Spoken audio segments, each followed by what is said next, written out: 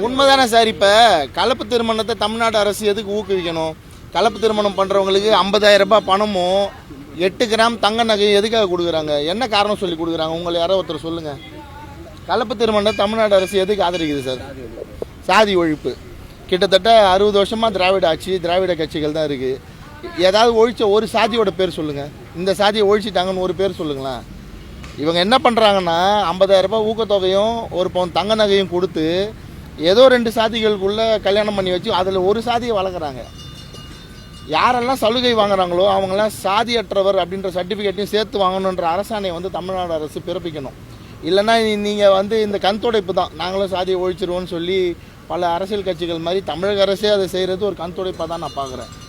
நீங்கள் கலப்பு திருமணம் செஞ்சவங்களுக்கு உதவித்தொகையும் அவங்களுக்கு ஊக்குவிக்கணும் செய்யணும்னா நிச்சயமாக இன்றைக்கி சாதியற்றவர் பார்த்திபன் சார் இயக்குனர் இருக்கார்ல, அவர் இப்போ வாங்கியிருக்காருல ஒரு சான்றிதழ் சாதியற்றவர்னு. அந்த மாதிரி ஒரு சான்றிதழை கலப்பு திருமணம் செஞ்சு நிவாரணம் வாங்குற அத்தனை பேருக்கும் கொடுக்கணும்னு ஒரு தமிழக அரசு ஒரு ஆணை பிறப்பிக்கணும்னு நான் கேட்டுக்கொள்கிறேன்.